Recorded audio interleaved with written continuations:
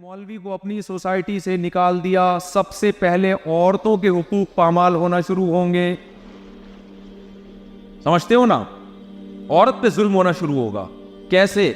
جیسے کہ ہوتا ہے مسلمان عورت کو عزت دے کے بیوی بنا کے گھر میں لے کر آتا ہے. ابھی میں ان کی کوٹھیاں دیکھ رہا تھا یہاں، جنہوں نے مجھے دعوت دی نا، یہ سب بیوی بچوں کے لیے بنا رہے ہیں نا کوٹھیاں.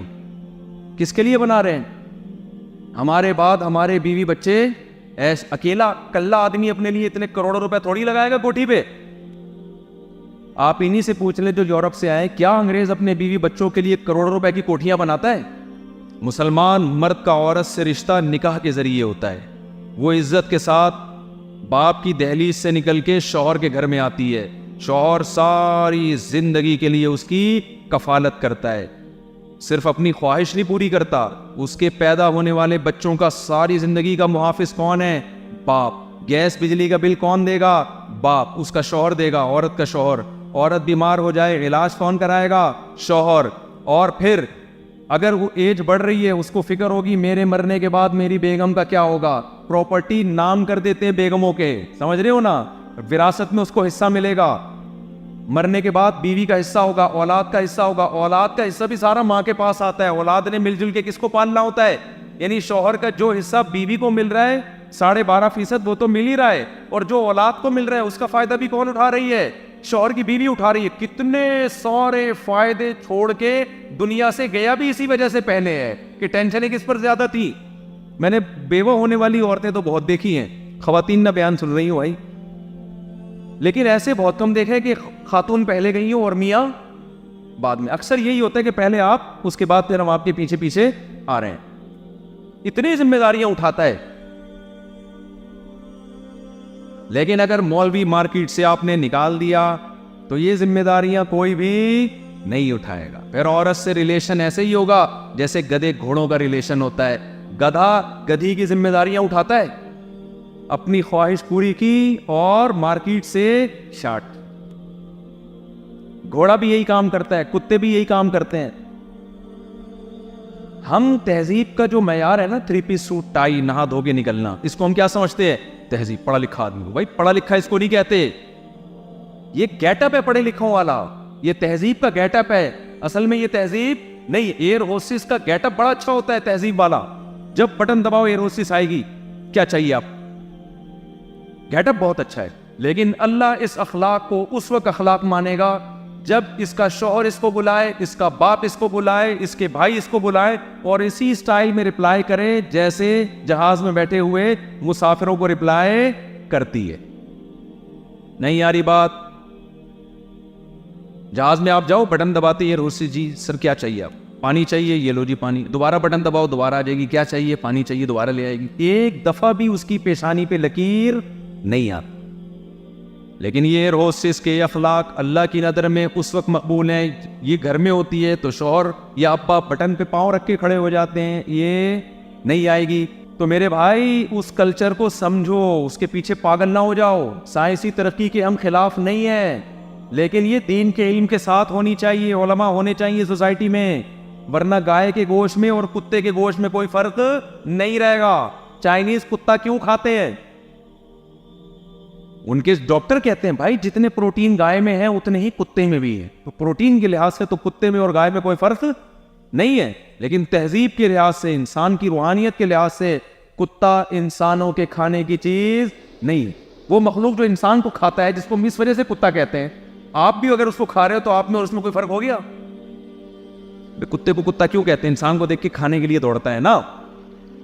لیکن جب کتے کو چائنیز دیکھتے ہیں تو چائنیز کتے لگ رہے ہوتے ہیں اور کتا انسان لگ رہا ہوتا ہے، آگے آگے بھاگ رہا ہوتا ہے، اور چائنیز اس کے پیچھے پیچھے بھاگ رہے ہو.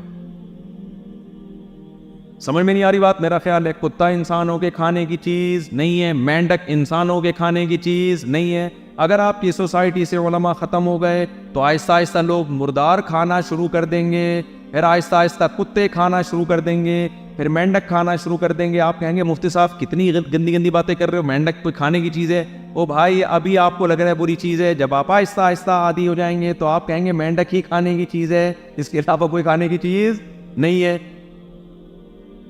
اگر آپ کی سوسائٹی میں علماء ختم ہو گئے تو شراب کثرت سے پی جانے لگے گی. سمجھتے ہو؟ اور وہ جرائم ہوں گے سوسائٹی میں جو ان کی سوسائٹی میں ہوتے ہیں. ان کی سوسائٹی میں زیادہ تر جرائم شراب کی وجہ سے ہوتے ہیں. مسلمان قوم میں شراب کا ریشو سب سے کم ہے. کیوں؟ علماء سب سے زیادہ ہیں. تو آپ لوگ چاہتے ہو نا کہ آپ کا بڑھاپا اچھا رہے, آپ کا خاندانی نظام اچھا رہے. اچھا, عورت کے حقوق کی بات کر رہا تھا میں. لیبل بہت ہے وہاں, لیکن عورت کو حقوق زنا میں ملتا ہے یا نکاح میں ملتا ہے؟ بولو نا. نکاح میں ملتے ہیں حقوق عورت کو. خواتین کے حقوق پہ تنظیمیں بہت ہیں, لیکن حقوق خواتین کو مسلم سوسائٹی میں خدا کی قسم زیادہ مل رہے ہیں. جب جوان ہوتی ہے شوہر ملتا ہے, عمر بڑھتی ہے اولادیں جوان ہو کے ماں کو پالنا شروع کر دیتی ہیں. اس نعمت سے انگریز محروم. ہم نے تو وہاں دیکھا ہے بوڑھی عورتیں کتے لے کے گھوم رہی ہیں تنہائی دور کرنے کے لیے. ہماری بوڑھی عورتوں پہ کتنے مزے ہوتے ہیں بھائی. بہو بھی, داماد بھی, پوتے بھی, نواسے بھی ہوتے ہیں کہ نہیں ہوتے؟ ان کے پاس تنہائی دور کرنے کے لیے کتے کے علاوہ کوئی آپشن بولو نہیں ہے. کیوں؟ ان کو کوئی مولوی نہیں تھا جس نے جوانی میں یہ بتایا ہو کہ شوہر رکھو, نسل بڑھاؤ, اولاد پیدا کرو, اس کی فضیلت ہے. نبی صلی اللہ علیہ وسلم نے فرمایا تزوج الودود الولود فإنی مباہی بکم الامم. ایسی عورت سے نکاح کرو جو تم سے ٹوٹ کے محبت کرے, وفا کرے اور تمہیں اولاد کثرت سے دے, تمہارا خاندان آباد کرے. گوروں کو یہ فضائل سنانے والا کوئی نہیں ہے. ان کے ماہرین معیشت نے بتایا کہ بھئی نسل بڑھنے سے غربت پھیلتی ہے. ہمارے قرآن نے بتایا وما من دابۃ الا علی اللہ رزقها. نسل بڑھنے سے غربت نہیں پھیلتی. رزق کی کنجیاں کس کے پاس ہیں؟ اللہ کے پاس ہیں. جو اللہ بچہ پیدا ہوتے ہی ماں کی چھاتیوں میں دودھ پیدا کر سکتا ہے, وہ اس کے باقی خرچے بھی پورے کر سکتا ہے. ہمیں تو مولوی لوگ سمجھا کے فیملی پلاننگ کے زہریلے اثرات سے بچا رہے ہیں. گوروں کو بچانے والا کوئی نہیں تھا, لہذا وہاں نسلیں کم ہونا شروع ہو گئیں اور پھر کم ہوتے ہوتے خطرناک حد تک گر گئیں. اب وہ پیسے دے رہے بھائی 20 لاکھ روپے لے لو, نسل بڑھاؤ, ورنہ ہماری نسل کیا ہو جائے گی؟ ختم ہو جائے گی. بچے مارکیٹ سے شارٹ ہو جائیں گے. پاکستانیوں نے اس کا ناجائز فائدہ اٹھایا. پاکستانیوں نے آسٹریلیا میں یہ قانون بنا تھا کہ بچہ پیدا کرو اتنے لاکھ روپے دیں گے. پاکستانی یہاں سے دھڑا دھڑ گئے. انہوں نے کہا اس کے علاوہ ہم نے کوئی اور کام نہیں کرنا. دبا کے اسپیڈ بڑھا دی. گورنمنٹ کا ٹھیک ٹھاک پیسہ خرچ ہونے لگا. گورنمنٹ نے یہ اسکیم ہی ختم کر دی. میں جب آسٹریلیا گیا تو مجھے لوگوں نے بتایا مفتی صاحب گورنمنٹ نے وہ بچہ پیدا کرنے والی ہماری وجہ سے, انہوں نے کہا یہ تو آسٹریلیا سارا پاکستانیوں سے آباد ہو جائے گا. پھر اس جگہوں کے نام آسٹریلیا میں چھانگا مانگا بھی ہوگا, چیچا وطنی بھی ہوگا, سارا کلچر ہی چینج ہو جائے گا. پھر آسٹریلیا کا جو وزیر اعظم بنے گا عبد الغفور, ٹھیک ہے نا, انہوں نے کہا تو سارا کلچر ہماری تو بڑھ نہیں رہی, ان کی بڑھ رہی ہے. تو انہوں نے وہ سیٹ اپ کیا کر دیا, ختم. میں جب آسٹریلیا گیا میں نے وہاں لوگوں میں بیان کیا, میں نے کہا دیکھو بھائی گورنمنٹ کی طرف سے الاؤنس ختم ہو گیا ہے, اسپیڈ میں کمی نہیں آنی چاہیے. میں نے کہا اسپیڈ ہی اللہ کی خاطر ہے, یہ پیسوں کی خاطر نہیں ہے. اب پتہ نہیں اس کے بعد اسپیڈ بڑی نہیں بڑی, اللہ ہی جانے. تو بھائی ہمیں ہمارے خاندانوں کو بچانے کے لیے علماء ہیں جنہوں نے ہمیں فیملی پلاننگ سے متاثر ہونے نہیں دیا. گورا اس نظریے سے ڈس گیا اور اپنے خاندانوں اور نسلوں کو ختم کر کے بڑھاپے میں ان کے بوڑھوں کے ہاتھ میں بھی کتے آ گئے اور بوڑھیوں کے ہاتھ میں بھی کتے آ گئے. میں تو خواتین کو کہتا ہوں کہ جوانی میں شادی کرو, یہ بڑھاپے میں کتا پالنے سے بہتر ہے کہ جوانی میں شوہر پال لو. اگر جوانی میں شوہر نہیں پالا, آج کل کی لڑکیاں بھی نا بڑی ماڈرن بن رہی ہیں. ایکچولی ایجوکیشن, ایکچولی ابھی ہم نے اپنا کیریئر کو بڑھانا ہے, ایکچولی ابھی تو یہ شادی وادی نہیں. او بھائی نیچر سے کیوں بغاوت کر رہی ہو؟ آپ کو ہم کب کہہ رہے ہیں تعلیم حاصل نہ کرو, لیکن ٹائم پہ نکاح کرو. جب آپ کی ایج زیادہ ہو گئی آپ اچھی ڈاکٹر تو بن جاؤ گی, مرد کو آپ میں دلچسپی نہیں رہے گی. وہ علاج کرانے آپ کے پاس آ جائے گا, یہ ڈاکٹر صاحب ہیں. تو آپ کیوں جدید جذبات سے, یہ جو پڑھی لکھی خواتین جو بہت زیادہ پڑھ لی ہے نا, جن کی ٹائم پہ شادی, ان کا بڑھاپا تو دیکھو کیسا گزر رہا ہے, کوئی پوچھنے والا نہیں ہوتا. تو ہمیں جو ہماری سوسائٹی میں, میں مانتا ہوں بہت ساری چیزیں نیگیٹو ہیں, غربت ہے, کرپٹ حکمران ہے, ایجوکیشن نہیں ہے, لیکن وہ مذہب نہ ہونے کی وجہ سے ہے, مذہب ہونے کی وجہ سے نہیں ہے. وہ اگر ہمارا ملک واقعی اسلامی کنٹری ہوتا سچی مچی کا تو ہمارے ہاں مہنگائی نہیں ہوتی, ہمارے ہاں ایجوکیشن بہترین ایجوکیشن ہوتی, ہمارے ہاں گوروں سے زیادہ ترقی ہوتی, اور ان کے ہاں جو ترقی ہے وہ چند اسلامی اصول ہیں جن پر وہ عمل کر رہے ہیں. اگر پورے عمل کرتے تو ہم سے بھی آگے ہوتے وہ. میں تو یہ کہہ رہا ہوں کہ جو چیز ہمارے اندر خوبی ہے نا وہ ایک مولوی ہی خوبی رہ گئی ہے. اگر اس کو بھی ختم کر دیا, عالم کو بھی ختم کر دیا, تو اس سے بھی زیادہ اندھیروں میں جا کے ہم دفن ہو جائیں گے. سمجھ میں آ رہی ہے بات کہ نہیں آ رہی ہے؟ اس لیے ہم قائل ہیں ایجوکیشن کے بھی میرے بھائی, عصری علوم کے بھی, یونیورسٹیوں کی بھی ضرورت کے ہم قائل ہیں. لیکن ہم کہتے ہیں جتنی ضرورت یونیورسٹیوں کی ہے, کالجز کی ہے, اسکولوں کی ہے, اسی طرح سب سے زیادہ ضرورت ہمیں دینی مدرسوں کی ہے, جو ہمارے کلچر کو بچائیں, ہمارے مذہب کو بچائیں. لوگ حقوق ادا کریں ایک دوسرے کو. کہ جو اللہ نے ماں باپ کے بعد سب سے بڑا رشتہ بنایا ہے نا, وہ ہے میاں بیوی کا رشتہ. بہن بھائیوں کا بھی ہے لیکن اس کو نبھانا آسان ہوتا ہے. قطع رحمی, کتنے لوگ ہیں 1-1 سال 2-2 سال ہو گیا بھائیوں سے, بہنوں سے بات نہیں ہو رہی, بھائیوں کی آپس میں جائیدادوں میں لڑائیاں. کسی نے بڑی بہترین بات کی ہے کہ پہلے بھائیوں میں جائیدادیں بٹتی تھی, اب جائیدادوں میں بھائی بٹ رہے ہوتے ہیں. ہوتا ہے کہ نہیں ہوتا؟ تو رشتہ داری توڑنے والا حدیث میں آتا ہے جنت میں بولو نہیں جائے گا. رشتہ داری جوڑنے کا سب سے بہترین طریقہ ہے اپنے رشتہ داروں پہ خرچ کرنا سیکھو, بجائے لینے کے کیا سیکھو, دینا سیکھو. اور اللہ نے زوجین کا بڑا رشتہ بنایا. مردوں میں خاص طور پر دیہاتی زندگی میں سب سے بڑا فالٹ یہ ہے کہ وہ دوستوں کے ساتھ خوش مزاج ہوتے ہیں, بیگم کے ساتھ شادی کے شروع کے 2 مہینوں میں تو بڑے اچھے چل رہے ہوتے ہیں, اس کے بعد بیگم کے ساتھ تمیز سے بات کرنا چھوڑ دیتے ہیں. ان کو پتہ ہے کہ یہ کیا بگاڑ لے گی ہمارا. جبکہ محمد صلی اللہ علیہ وسلم نے فرمایا کہ سب سے زیادہ بہتر وہ ہے جس کے اخلاق اپنی گھر والی کے ساتھ سب سے اچھے. تو اپنی جو یہاں جتنے بھی شادی شدے ہوئے لوگ بیٹھے ہوئے ہیں نا, اپنی گھر والی کو پاؤں کی جوتی یا لونڈی یا غلام بولو مت سمجھے, اس کو شریک حیات سمجھیں. شریک حیات پتہ ہے کیا؟ ہم سفر. آپ جب بس میں سفر کر رہے ہوتے ہو, آپ کے ساتھ جو بندہ بیٹھا ہوا ہوتا ہے وہ آپ کا غلام ہوتا ہے یا بھائی ہوتا ہے, ادھر ہو, ایسے بات کرتے ہو. وہ کہے گا بھائی صاحب کیا ہو گیا, تمیز سے بات کرو. تو وہ ہم سفر ہے نا, تو اس سے بنا کے رکھتے ہیں, تمیز سے عزت ہو گئے. ہمارے پیغمبر کے کیسے اخلاق تھے بھائی, جب گھر میں آتے تھے نبی, حضرت عائشہ فرماتی ہے مسکراتے چہرے کے ساتھ آتے تھے. کیسے آتے تھے؟ آج بہت سے لوگ دوستوں میں ہا ہا ہو ادھر وہ گپے مار رہا ہے, گھر میں آئے گا ایک دم جیسے ہلاکو خان یا چنگیز خان نے بغداد پہ حملہ کر دیا ہے. تکبر ہے, تکبر. مرد میں تکبر آ جاتا ہے, کہتے ہیں میں کیوں اس سے تمیز سے, یہ تو میری گویا کہ باندھی ہے. یہ غلط ہے میرے بھائی, یہ غلط ہے. اچھا جب میں یہ باتیں کرتا ہوں میرے رشتے اور آنا شروع ہو جاتے ہیں. وہ تو مجھے ایک لطیفہ یاد آتا ہے. ایک صاحب جو تھے نا, وہ ان کی بیگم اسکول ٹیچر تھیں, وہ اپنی بیگم کو چھوڑنے کے لیے جاتے اور اترتے, خود ڈرائیونگ کرتے, اترتے, بیگم کا دروازہ کھولتے نا, باہر اترتے اور بیگم کا دروازہ کھولتے, بیگم نکل کے چلی جاتی. وہاں اسکول کی جو فیمیل ٹیچر تھیں انہوں نے دیکھا یار اپنی بیوی کو اتنی رسپیکٹ دے رہا ہے, آئے گا باہر سے خود دروازہ کھولے گا, پھر بیگم صاحبہ اتریں گی. بیگم نہیں دروازہ کھول رہی, یہ کھولے گا. رشتے آنا شروع, ایک اور شادی ہو گئی. پھر کیا ہوا, جب آتے پھر دروازہ کھولتے, بیگم اترتی, خواتین کہتی بڑا اپنی بیوی کے ساتھ بڑا اچھا سلوک کر رہا ہے, ایک اور شادی ہو گئی. اس طرح محترم کی 4 شادیاں ہو گئی. بعد میں پتہ چلا کمبخت اندر سے دروازہ خراب ہے, لاک خراب ہے, کھلتا ہی نہیں ہے, یہ اتنا اچھا ہے نہیں. تو میرے بھائی آپ کے اخلاق کا سب سے زیادہ مستحق کون ہے؟ آپ کے گھر والے. اور ایک اور بات, تو کوشش کرو گے کہ نہیں کرو گے؟ اچھا جو غصے کے تیز ہے نا, ہر وقت گھر میں بدتمیزی سے بات کرتے ہیں, اپنا علاج کریں. ہمارے حضرت کو کسی نے لکھ کے دیا کہ میں گھر میں بیوی پہ ناحق غصہ ہوتا ہوں, بات بات پہ. حضرت نے فرمایا جب بھی غصہ ہو سزا یہ ہے کہ اس سے معذرت کر لو, معافی مانگ لو.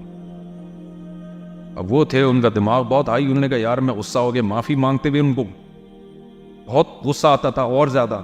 1-2 دفعہ معافی مانگی حضرت کے حکم پہ, اس کے بعد انہوں نے غصہ کرنا, انہوں نے کہا یار وہ جو بعد میں ذلت ہوتی ہے نا, اس سے بہتر ہے کہ غصہ نہ کر, یا جرمانہ رکھ لے اپنے اوپر. سمجھتے ہو؟ ہمارے سوسائٹی میں خاص طور پر دیہی علاقوں میں بہنوں کو وراثت دینے کا رواج بولو ختم.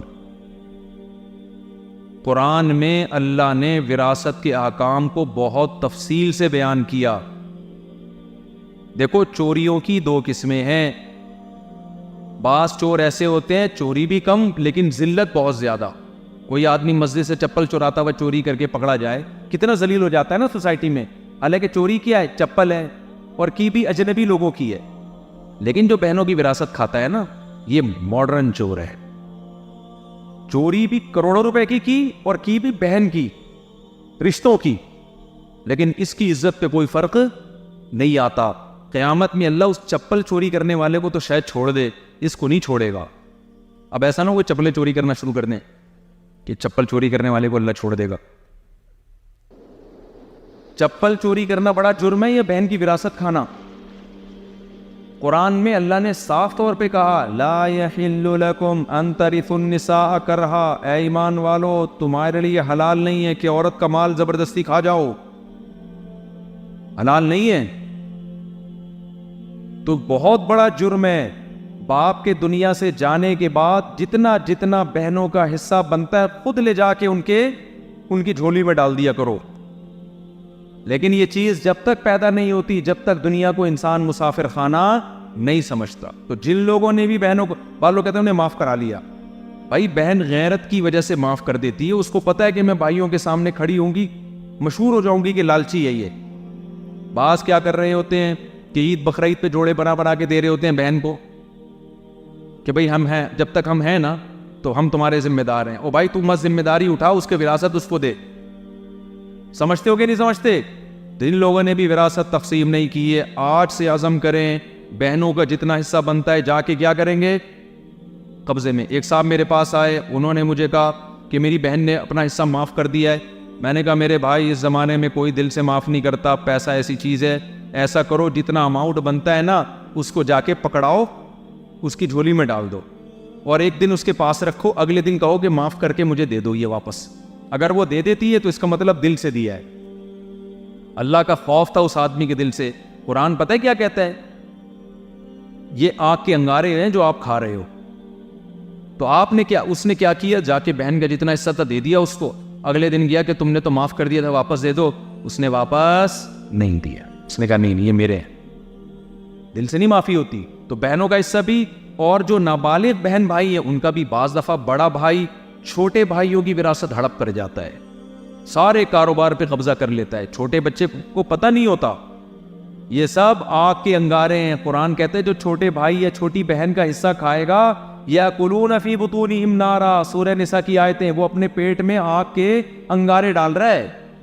آپ تو اس وراثت سے بکرے پھوڑ رہے ہو, اللہ کی نظر میں وہ کوئلے جلے ہوئے جو آپ اپنے پیٹ میں جمع کر رہے ہو. عزم کرتے ہو کہ نہیں کرتے کہ وراثت دیں گے؟ دیکھو اس زمانے میں زنا ہماری سوسائٹی میں بہت تیزی سے پھیل رہا ہے. قرآن کہتا ہے لا تقربوا الزنا, زنا کے قریب بھی مت جاؤ. اور قرآن نے زنا سے بچانے کا ہمیں طریقہ بھی بتا دیا. انکحوا الایام منکم, جیسے ہی لڑکا لڑکی بالغ ہو ان بے نکاحوں کا فوراً نکاح کرا دیا کرو. تو جلدی نکاح کو پروموٹ کرنا ہے, حوصلہ افزائی کرنی ہے. دیر سے شادی اسلام میں پسندیدہ کام بولو نہیں ہے. اور سوال پیدا ہوتا ہے کہ ابھی بچہ بالغ ہوا فوراً شادی کرا دیں تو مالی وسائل بڑھ جائیں گے. قرآن میں اللہ نے اس اشکال کا جواب دے دیا. ان یکونوا فقراء یغنیہم اللہ من فضلی, اللہ پہ اعتماد کرو. اللہ کو اگر تم مانتے ہو, اللہ کے حکم پہ شادی کرا رہے ہو, اللہ وعدہ کرتا ہے اگر یہ فقیر ہوگا اللہ اپنے فضل سے اس کو غنی کر دے گا. سمجھ میں نہیں آ رہی بات میرا خیال ہے. تو یہاں جتنے ماں باپ بیٹھے ہوئے ہیں اپنی بچیوں کی بھی اپنے بیٹوں کی بھی ان کے کہے بغیر ان سے ان کی شادی کرا دیا کرے. صحابہ ایسے ہی کرتے تھے. عبداللہ بن عباس رضی اللہ تعالیٰ عنہ کے 3 بیٹے جوان ہوئے تو تینوں کو بلایا اور کہا کہ دیکھو تم میں سے جو چاہتا ہے نا نکاح کرنا مجھے بتائے, میں اس کی شادی کرا دیتا ہوں. لیکن زنا کے قریب نہیں مت جانا. کل یہ نہ ہو کہ تم بولو ابا نے شادی نہیں کرائی تھی تو ہم برائیوں میں پڑ گئے. آج ابا کیا کر رہے ہوتے ہیں, شادی کا نام بھی لیا تو تیری ٹانگیں توڑ دوں گا, یہی کر رہے ہوتے ہیں نا. شادی کا نام لیا تو کیا کروں گا؟ ٹانگیں توڑ دوں گی۔ تو بتاؤ یہ شریعت کا حکم ہے بھائی؟ او بھائی، اللہ میاں نے جو بیوی کو نعمت کے طور پہ ذکر کیا نا، تو اللہ نے کہا وَجَعَلَ لَكُم مِّنْ أَزْوَاجِكُمْ بَنِينَ وَحَفَدًا، اللہ تمہیں بیوی سے بیٹے بھی دیتا ہے، پھر پوتے بھی دیتا ہے۔ تو اللہ میاں نے پوتوں کو بھی آپ کی اولاد میں شامل کیا ہے نعمت کے طور پر۔ تو بیٹے کی جلدی شادی کراؤ گے تو جوانی میں دادا بنو گے، جوانی میں پوتے ملیں گے تمہیں۔ نہیں آئی بات؟ میرا خیال ہے بڑھاپے میں شادی کراؤ گے بچوں کی تو تمہیں پوتا دیر سے ملے گا، اور پوتے میں کچھ فائدے بیٹوں سے بھی زیادہ ہیں۔ بیٹے میں فائدے ہیں، آپ کا بیٹا ہے خدمت کرے گا، لیکن ذمہ دار بھی کون ہو؟ آپ، اس کی تعلیم کے، اس کی صحت کے، ہر چیز کے۔ پوتے میں فائدہ آپ اٹھاؤ گے، ذمہ دار آپ۔ ذمہ دار کون ہے؟ آپ کا بیٹا ہے۔ تو ڈبل مزے ہے کہ نہیں ہے؟ اسپیڈ بڑھے گی کہ نہیں بڑھے گی؟ یا وہی اسپیڈ رہے گی اب؟ خود بھی جلدی شادی کرو اور اپنے بچوں کی بھی جلدی شادی کراؤ۔ دوسری بات، آپ کے گاؤں میں، علاقے میں کوئی بیوہ کوئی بیٹھی ہوئی ہے جس کی شادی نہیں ہو رہی، یا کوئی طلاق یافتہ، یا کوئی لڑکی جس کی عمر بڑھتی جا رہی ہے، فوراً کسی کی دوسری کرا دو اس سے۔ اس چکر میں نہ ہو کہ جی کنوارا ہی ملے گا تو ہم کریں گے۔ بہت مایوب سمجھا جاتا ہے، جی اس کے تو بچے ہیں، اس کو شادی کی ضرورت کیا ہے؟ عورت کو عورت ہونے کی وجہ سے شادی کی ضرورت ہوتی ہے، بچے ہونے کے بعد وہ آدمی نہیں بن جاتی، وہ عورت پھر بھی کیا رہتی ہے؟ بولو نا، عورت ہی رہتی ہے نا۔ شادی عورت ہونے کی وجہ سے کر رہی ہے، تو اس کا بچے ہونے یا نہ ہونے سے کیا تعلق ہے؟